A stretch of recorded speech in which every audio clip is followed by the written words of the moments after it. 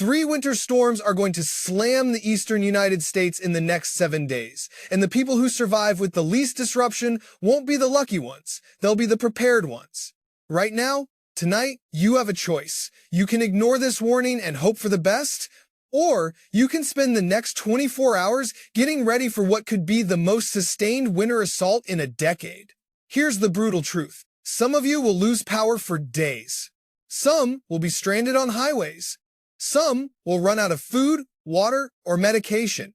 And some, I hate to say this, but it's reality, some people won't survive. But it doesn't have to be you. By the end of this briefing, you'll have a complete survival plan for the next 10 days. Exactly what to buy, what to do, and what could kill you if you're not careful. And in 30 seconds, I'll reveal the one supply that stores sell out of first, and it's not what you think. Then, at minute 5, the complete hour-by-hour timeline, so you know exactly when danger arrives in your city. The model's just updated in the last 2 hours, and the news isn't good. As promised, it's not bread or milk that disappears first. It's rock salt and ice melt. By tomorrow afternoon, you won't find it anywhere. And without it, your driveway and walkways become ice rinks. Falls and injuries spike. So here's what you do. Buy it today. Right now. Before everyone else figures this out. Now let me show you why the next 7 days are going to test millions of Americans. The jet stream has buckled into what meteorologists call an omega block. Picture the Greek letter omega, that horseshoe shape. High pressure north and south with a deep trough of cold air locked in the middle. And that trough is pointed like a dagger straight at the eastern 2/3 of the country.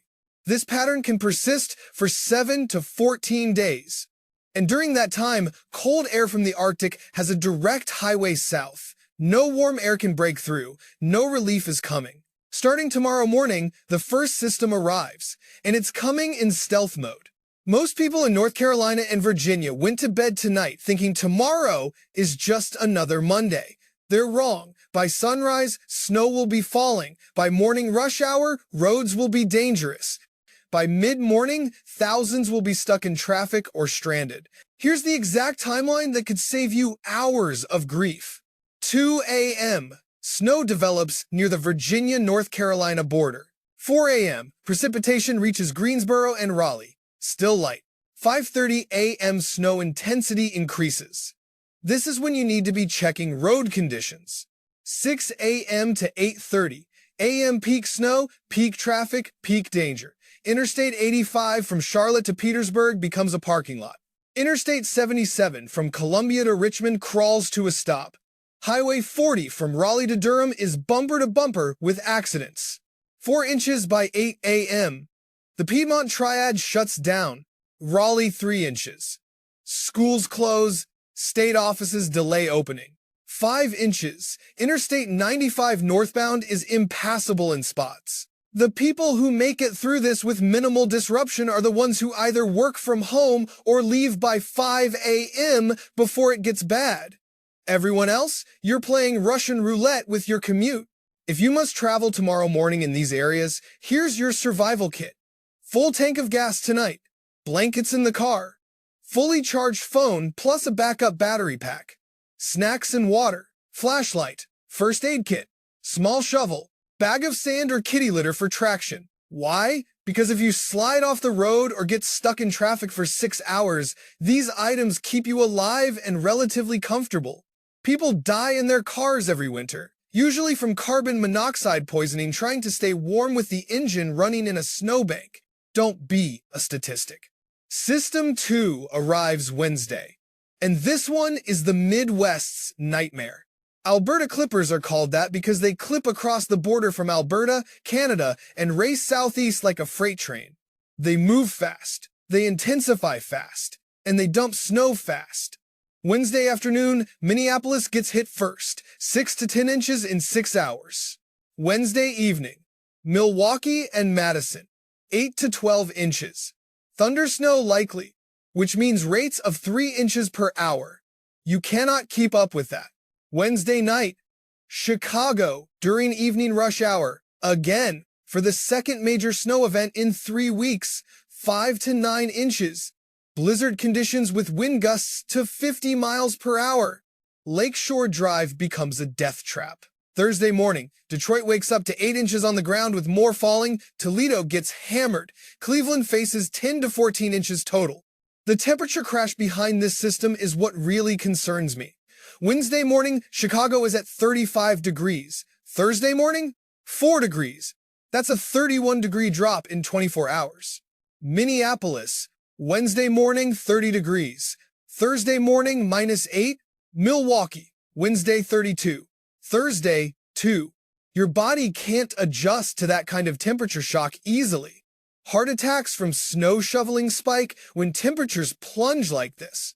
If you're over 60, have any cardiac history, or are out of shape, hire someone to clear your driveway. A heart attack will cost you a lot more than $50 for a snow removal service. Question: do you have a backup heat source if your power goes out? Because with this cold coming, losing heat isn't uncomfortable, it's deadly. Here at Minute 5, your complete survival timeline for the weekend, Arctic Invasion. Saturday, December 13th. Mark this date. This is when the coldest air in 5 years arrives. Morning temperatures across the upper Midwest, -5 to -15 degrees Fahrenheit. Wind chills, -30 to -50 degrees. At -40 wind chill, exposed skin freezes in under 5 minutes. At -50, it's under 2 minutes. You can get frostbite walking from your house to your car. But the Midwest isn't alone. The cold spreads east through the day. Saturday afternoon, New York City. High temperature, 18 degrees. Feels like 0. Boston high, 20 degrees. Wind chill, 5 degrees. Philadelphia. High, 22. Wind chill, 8. I-26, wind chill, 15. These cities aren't equipped for this. Many homes have poor insulation. Pipes aren't buried deep enough. People don't own proper winter clothing.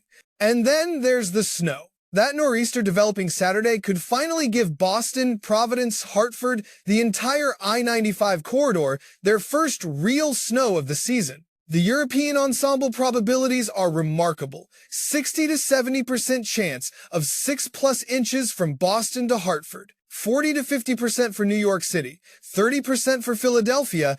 In weather forecasting terms, those are significant numbers for a storm still 5 days away. If this develops as forecast, 8 to 14 inches, first major snow of the season. Providence, 10 to 16 inches. Coastal flooding possible with onshore winds. 12 to 18 inches. This could be a top 10 snowstorm for the city. Oyster, 14 to 20 inches. Jackpot zone. New York City, 4 to 10 inches depending on exact track. Rain snow line will be critical. Albany, 10 to 16 inches. No question, this is all snow that far north. But even if you miss the nor'easter snow, you're not missing the cold, and that's where the real danger lies. Pipes freeze and burst. Water damage can cost $20,000 or more. Here's how you prevent it. Keep heat at 65 degrees minimum even when you're not home. Open cabinet doors under sinks to let warm air circulate around pipes. Let faucets drip slightly. Moving water doesn't freeze as easily. Insulate pipes in unheated areas like basements and crawl spaces. Know where your main water shutoff is and how to use it. Power outages during sub-zero weather become life-threatening within hours. Your preparation? Multiple ways to heat at least one room. Fireplace with adequate wood supply. Generator with proper ventilation. Never run indoors. Kerosene heater if local codes allow. Even a camping stove for emergencies. Multiple layers of blankets and warm clothing. Hypothermia can set in at 50 degrees indoor temperature. Battery-powered or hand-crank radio for weather updates. Cell towers fail too. Adequate food that doesn't require cooking. Power might be out for days. Water storage. 3 gallons per person minimum. Pipes freeze, water stops flowing. The lake effect snow behind this Arctic air mass could be historic. Buffalo's southern suburbs. 30 to 50 inches possible from Saturday through Monday. Some towns could see 5 feet total. Syracuse off Lake Ontario, 20 to 40 inches. Erie, Pennsylvania, 2 to 4 feet. Marquette, Michigan, 3 to 5 feet. These are amounts that bury cars, collapse roofs, trap people in their homes for days. If you live in lake effect zones, you know the drill. But this time, it's going to be worse than usual because 1. The lakes are still warm, more moisture available. 2. The Arctic air is exceptionally cold. Bigger temperature difference means more intense snow. 3. The pattern is persistent. Lake effect doesn't shut off for 3 to 5 days. 4. Other systems keep coming behind this one, adding to the snowpack. By December 20th, some areas of western New York could have 6 feet of snow on the ground total. That's an entire winter's worth in 2 weeks.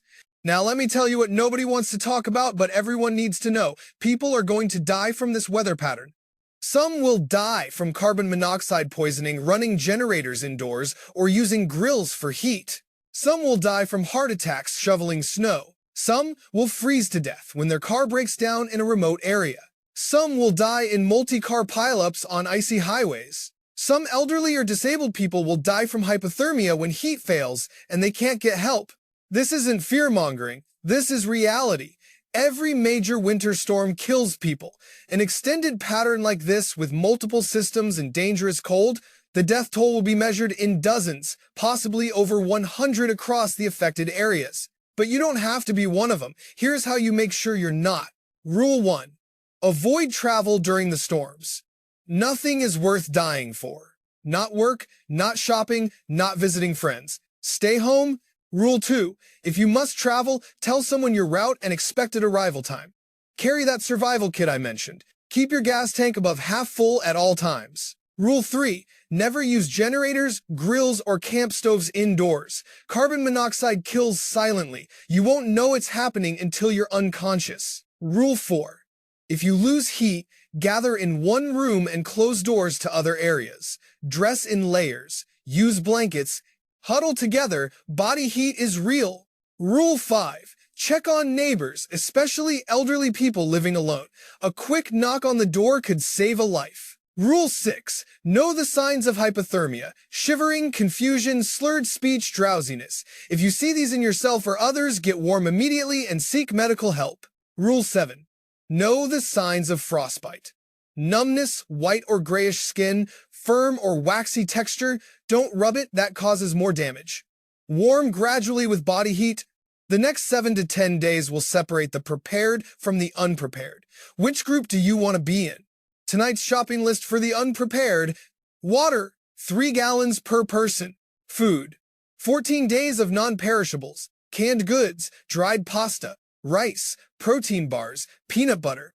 Medications, get prescriptions refilled now. You might not be able to get to the pharmacy for a week. Batteries, D-cells for flashlights.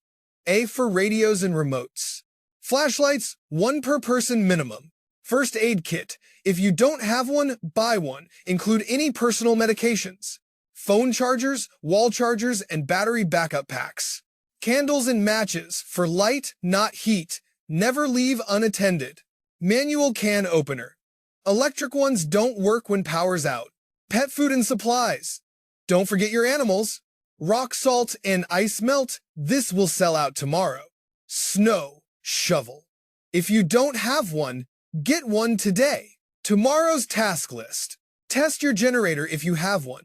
Get fuel. Bring in firewood if you have a fireplace. Insulate exposed pipes. Clear gutters and downspouts. Charge all electronic devices. Fill bathtubs with water for flushing toilets if water fails. Park cars in garages if possible, or position for easy exit. Move outdoor furniture that could blow around. Locate flashlights and put them in accessible spots. Make sure you know where your water main shutoff is. Wednesday's task list. Confirm all preparations are complete. Top off gas tanks in all vehicles. Bring pets inside permanently. Set refrigerator and freezer to coldest settings in case power fails. Do all laundry. You might not have a chance for a while. Take showers while you can. Hot water might not be available soon. Cook meals that can be reheated easily. This weekend's plan: stay inside unless absolutely necessary. Monitor weather constantly. Check on neighbors. Keep phones charged. Conserve heat if power is unstable. Stay off roads completely during the worst of it. The economic impact of this pattern will be measured in billions. Businesses closed, flights canceled, supply chains disrupted, holiday shopping impacted. But more important than money is safety. And safety comes from preparation. Tomorrow, I'll have updated forecasts as data comes in overnight. Wednesday, the Midwest update. Friday, final call on the weekend nor'easter. Follow along. Details matter. Share this information. Forward it to family and friends in affected areas. Post it on social media. Email it to elderly relatives. The more people who prepare, the fewer casualties we have. This is the most significant winter pattern in 5 years, maybe 10 years for some regions. It's real, it's happening, but you have the power to protect yourself and your family. Use the next 24 hours wisely. After that, you're reacting instead of preparing. And in weather this severe, reaction can cost you everything.